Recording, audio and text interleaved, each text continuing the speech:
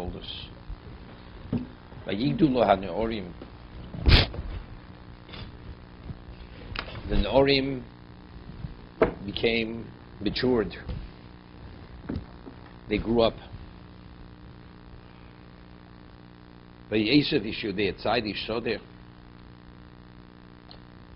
Esav was a person who knew hunting. He was a man of the field. Yaakov ishtam yoshev olim.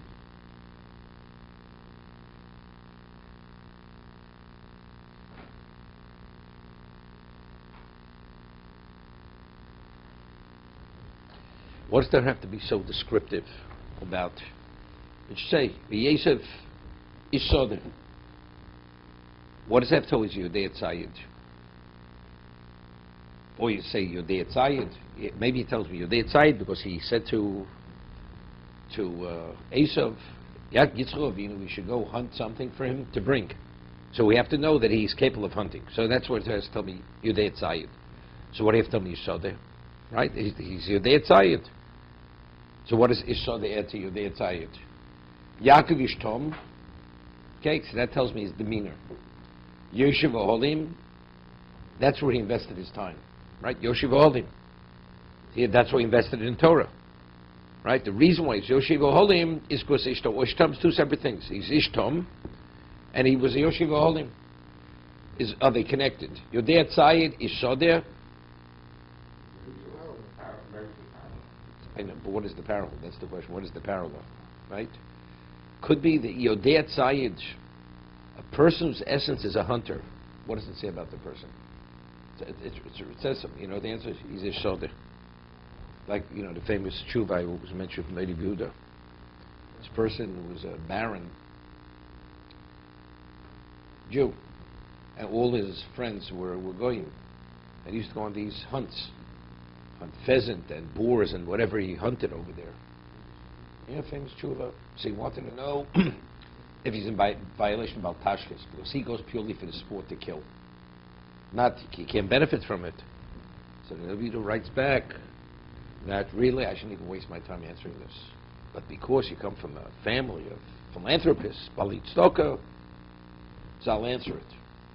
So one of the things he says, first he says not Baltashkis. But he says, whoever heard that a person has satisfaction by killing, that's the characteristic of Esav. That's Esav. That when you kill, you have pleasure from that. That's a sport. So Yishudei Tzayid, Ishoder. A person's Ishoder, then it goes hand in hand. If you're that earthy, physical person, but a person who has relevance to spirituality, so what's his location? He's Yoshev Olim. That some say there is that's the connection between Yodei Tzayid Yisodeh and Ishtom Yoshev Olim.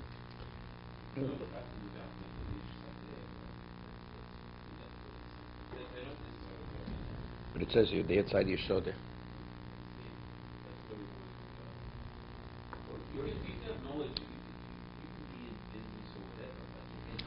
Yodei Tzayid means you breathe it, you live it. Nobody's a hunter the way Esav was a hunter. What did he kill? Why did he kill for the Begodim Chamudos? Yeah, because no. Esav killed because Esav was a hunter, and those were the Begodim from Odom Rishon. And when you put that on, now you're living. Now you're alive. Because it had on it all the pictures of different animals. You put that on, the animal was like a magnet. All the animals gravitated towards you. So he was willing even to kill for that. This is the ultimate. Rabbi, can we go a slightly different way? I think it's called a hekesh, so I'm not sure it's valid.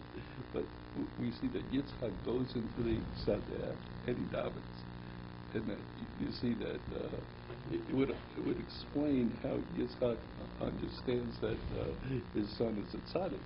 That if it's Sadeh and he went to daven, so now it's Sadeh, he would think that this man is now doing kiruv, or he's doing whatever he's doing. He's emulating him, and he asks these foolish questions. Can you do meiser on soul? Can you do meiser on this?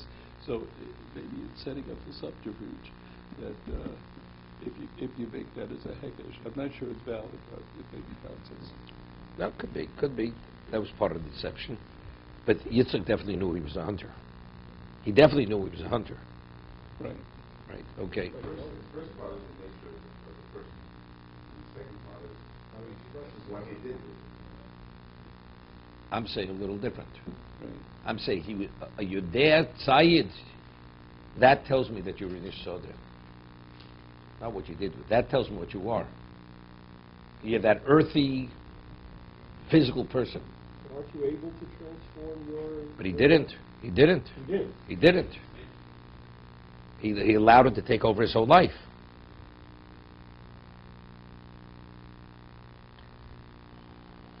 Because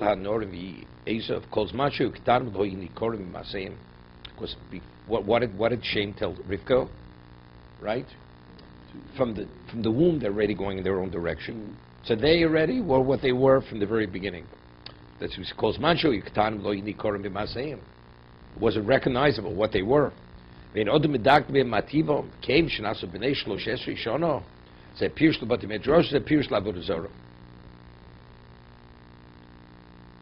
interesting. I mean, where does the pasuk allude to this? I mean, the Chazal say it, right? Yeshiva Holim, that's Bati Medrashos. But Ishode Yodei Tzayit, what is that? Pirush Lavodah Zorah. Where do you see it? So it could be. So no, but somehow they link. They say that's the indication. How's that indication? What does that do with what does that do with Avodah Zorah? That's the question, right? Whatever, but still, they saw there. What does that do with Avodah Zorah?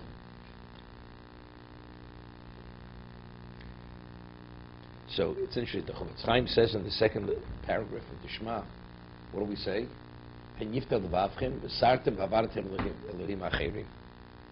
Right? You may be seduced, right? The moment you allow yourself to be seduced, it's a slippery slope. As a result, if you're an Ish Soder, if you give and allow yourselves to be dictated by your physicality, it goes hand in hand. It's Vavaratem Elohim Acherim. That's idolatry immediately. No. Nowadays, Idolatry. whatever you worship. Idolatry. Idolatry is idolatry. I didn't realize you had that rabbi streak in you, you know? Idolatry means something else. So what does that have to do with this? What does that have to do with this? They were talking about this, so, okay. I understand now, no. If you're at that level, you're there outside, you saw there. So how do you read the second parak in the creation? Sartem, vavaratem elim acherim. The moment you sartem from Torah, it says, v'sartem, what are you sartem? From Torah, from the mitzvahs. Vavaratem elim acherim. So what's elim acherim? That's avodah zorah.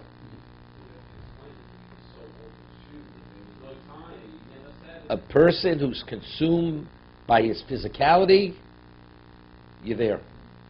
You're banging on the door of the church. When Ish is modified by Ish Soder, we don't look at the word Ish as we normally would, where Ish normally would refer to godless and... Over here it is. Within the context of spirit, it's Ish. Among hunters, he was an Ish. Among Soder, he's Ish. He's the ultimate of what that is. So Yaakov's Ish Tam. Yeah, but we call him Yoshiv Holim. Right. We don't call him Isho Holim. He's Yoshiv Holim. Why is it called Yoshiv Holim, not Isho Holim? Right. The way the Ish Tam, though. Ish What? No, so... No, because Isho Holim means Yoshiv means, a shepherd is also Isho Holim. Shepherd. Right? Why is he in the oil? Only to sleep, then he's out. Yaakov was Yoshiv Holim. What are you doing in the tent? That's your thing? What about a livelihood? No, that's where I am. That's my location. Who has that location? Person learns. So maybe it's not really parallel, because when we say Yaakov is an Ish Tam, that refers to his position. No, he's Ishtam, that's why he's a Yoshiv Olim. Right, whereas Esav is just... Because Yodei Tzayid, that's why he's Ish Sodeh. It's So right, but I'm saying, in other words, the Ish is by the location with Esav, And this is the whereas the Ish is by Yaakov. But both, is I essence. understand that. No, but he was a Yoshiv Olim. Why was he Yoshiv Olim? Because he was a Shtam. Why was he the Ish Sodeh? Because he was consumed by Yodei Tzayid. See, you can't say Ish Olim, because Ish Olim can mean something else.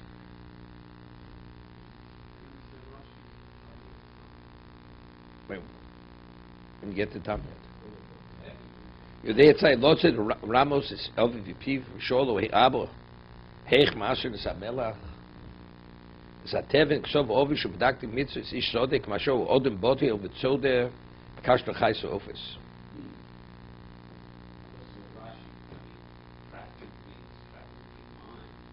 He's been Chazal. There's one. Yodei Tzayid. Of course, you'd say Ish Tzayid. Ish Tzayid. What's the Yodei Tzayid? Yodea. Ish Tzayid. You're not called Ish. Ish means that's who you are.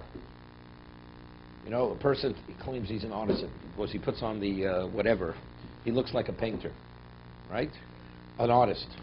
The guy doesn't know how. So if you're calling somebody Ish Tzayid, that means he is. That's his essence. So what's the Yodea? So therefore the Yodea alludes to, he knows exactly how to trap his father. Tam ein bokim choleilo kalibo kepiv v'shein echorf of the Ramos kori tam. He has a pure and innocence. She Yoshiv Olam Olo shel Shem v'Olo shel Ever.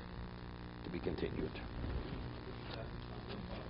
Boto means a person who doesn't do anything constructive. Why was he a hunter? I mean, how much could you hunt? Was it what, for financial reasons? That's not why he was a hunter. No, but it's a person's botel. No, he's botel. You're not doing anything constructive. It's not a constructive thing. Other than botel, therefore, how do you occupy your time? You're a hunter. That's why you hunt.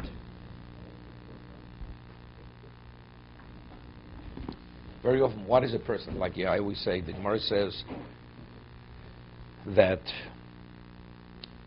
an amoretz, not an amoretz. That's what's Lashon Chazal. A chochem, as he gets older, becomes wiser, and a fool, as he gets older, becomes more foolish. Why? Why does a fool get more foolish? Become more foolish as he gets older?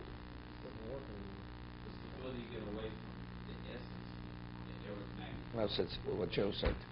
A person is, as a human being, when you're younger, you have responsibilities.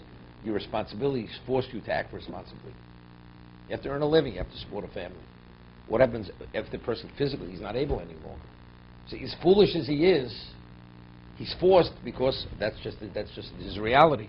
Once he's not able to, so he becomes more foolish. A person is botel. Automatically, you gravitate towards certain things. If you live a life of doing you're constructive, then you don't gravitate there. A person has a certain tendency, but if you're preoccupied, you don't allow that tendency to take over your life. Well, let's say you're not occupied, so you just go straight there, because that's your that's the inclination. As much as a person's inclined to be lazy, but he knows if he doesn't come to work, he's not getting paid.